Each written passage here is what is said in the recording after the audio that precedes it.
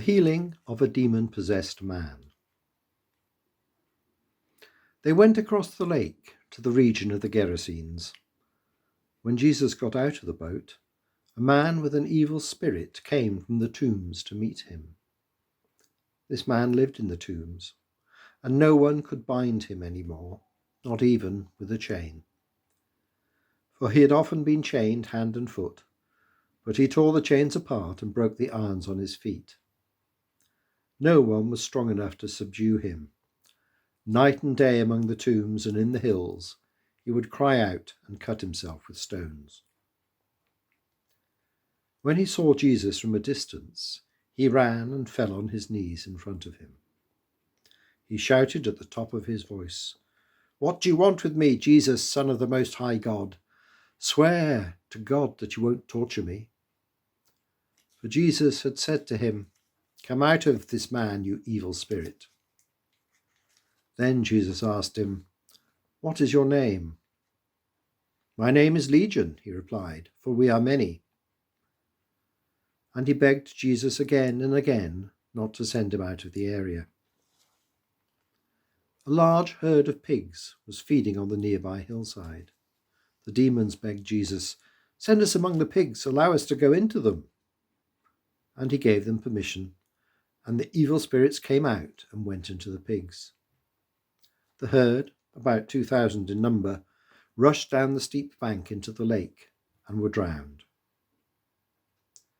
Those tending the pigs ran off and reported this in the town and the countryside, and the people went out to see what had happened. When they came to Jesus, they saw the man who had been possessed by the legion of demons sitting there, dressed and in his right mind, and they were afraid. Those who had seen it told the people what had happened to the demon-possessed man, and told about the pigs as well.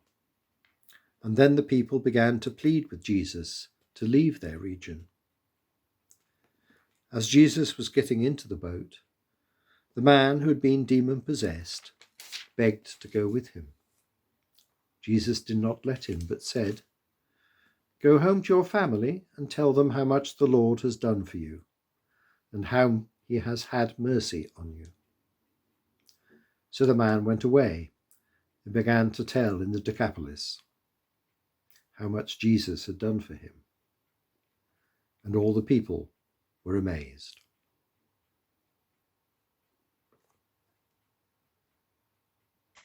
Last week, Marcus talked about evangelism as joining in the flow of God's love towards humanity.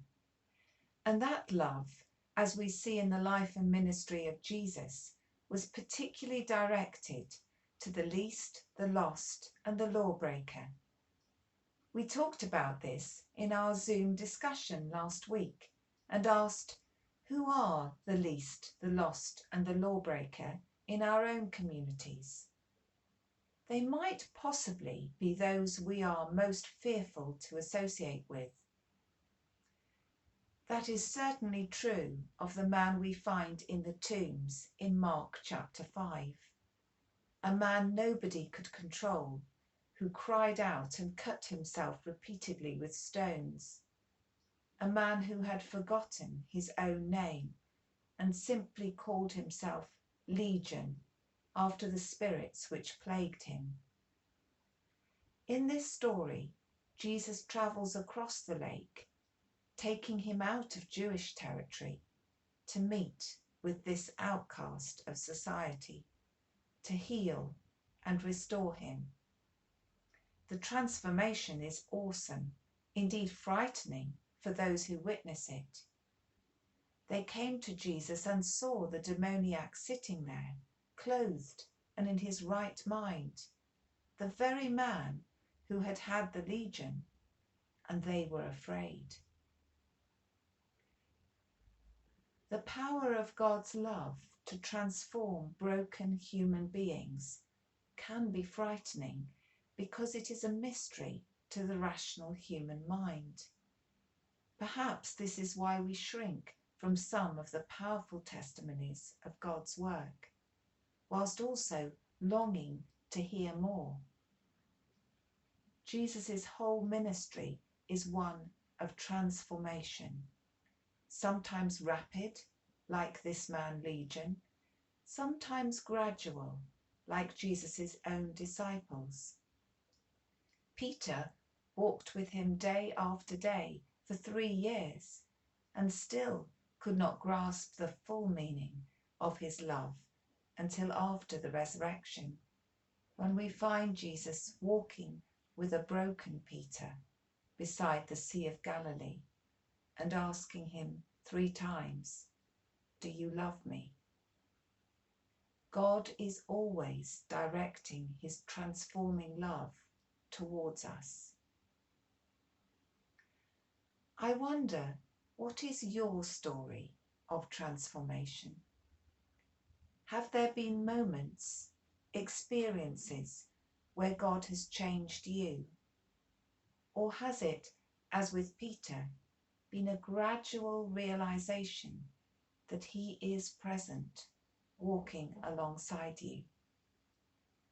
These stories, our stories, are powerful because they draw others in. They invite them into God's story of love, love for the world. We should, as St. Peter later wrote in his letters, always be prepared to give the reason for the hope you have, but do this with gentleness and respect. This week, please spend some time reflecting and writing down your own story of transformation, how God's love touched you and invited you home. When Jesus stepped into that boat to leave the country of the Gerasenes, the man begged to go with him. Surprisingly, perhaps, Jesus refuses and says these words we can all hear addressed to us. "Go home to your friends and tell them how much the Lord has done for you, and his mercy has been shown to you." And he went away and began to proclaim in the Decapolis how much Jesus had done for him, and everyone was amazed. Let's finish with a prayer from our Lent booklet. Lord, please help us to be willing and able to tell the story of our lives and your presence in them, so that others might be drawn to you. Amen.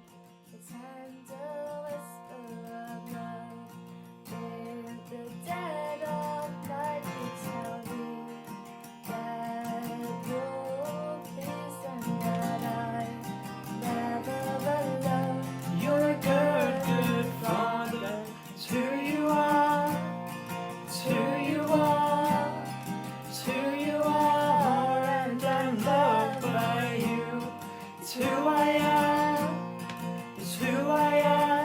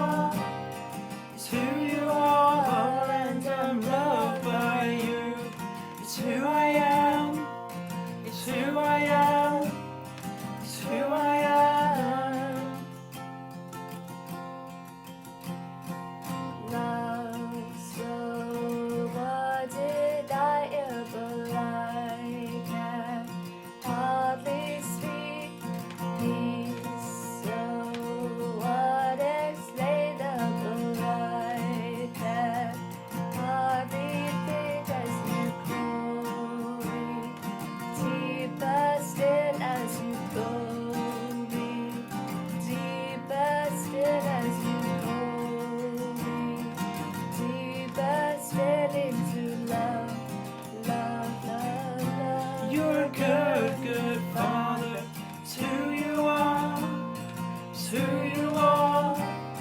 It's who you are, and I'm loved by you. It's who I am. It's who I am.